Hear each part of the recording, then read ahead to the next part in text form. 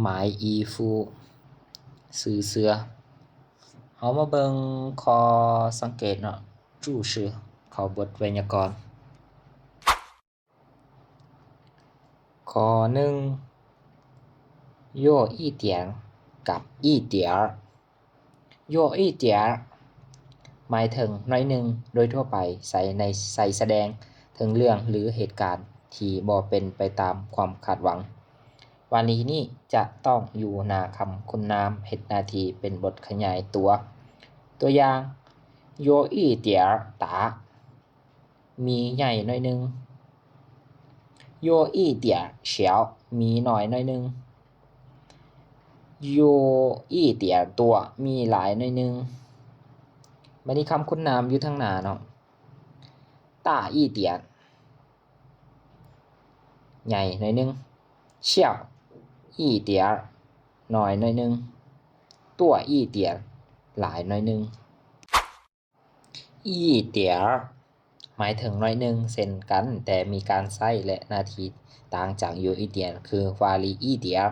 จะวางไว้อยู่หลังของคำคุณนามเฮ็ดหน้าที่เป็นส่วนเสริมข้อ2โครงสร้างของเตอเมื่อใส่คำว่าเตอไว้หลังคำนามคุณนามในวงเล็บหน่อยหรือนามวาลีและคุณนามวาลีก็จะกลายเป็นโครงสร้างเตอโครงสร้างชนิดนี้สามารถใส่แทนคำนามได้เช่นตัวต้าห่าวเตอมาเบิ่งตัวอย่างเนาะเฉียวห่าวเตอเฉียวห่าวเตอเหมาอี้เฉียวห่าวเตอเบอร์น้อย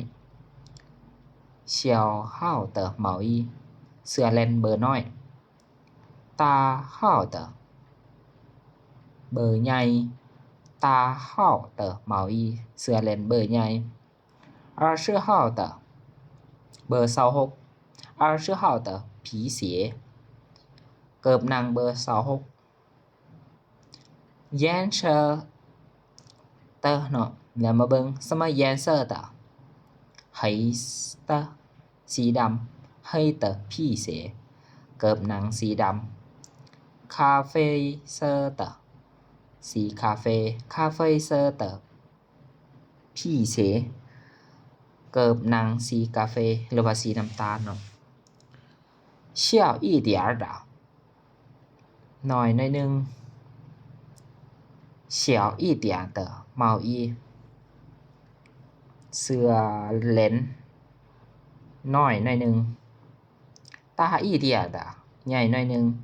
大一点的毛衣เสื้อเล่นใหญ่หน่อยนึงบัดนี้เฮามาเบิ่งข้อที่3เนาะ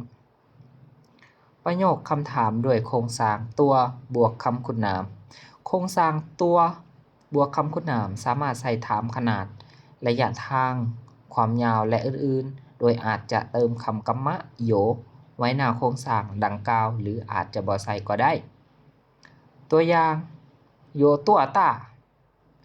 ใหญ่ส่ำใดใหญ่เท่าใดโยตัวหยวนไกลปานใดไกลเท่าใดโยตัวช่างยาวปานใดยาวเท่าใดมาเบิ่งการฝึกคูปประโยคเนาะ这件有一点小有没有大一点的ตัวนี้เนาะสำหรับข้อนี้มันให้เลือกรูปเนาะเลือกรูปกานำเนาะมีกาใหญ่และกาน้อยมาเติมใส่บอนคอที่ลมเนาะ这件有一点จุดๆ没有有没有จุดๆ一点的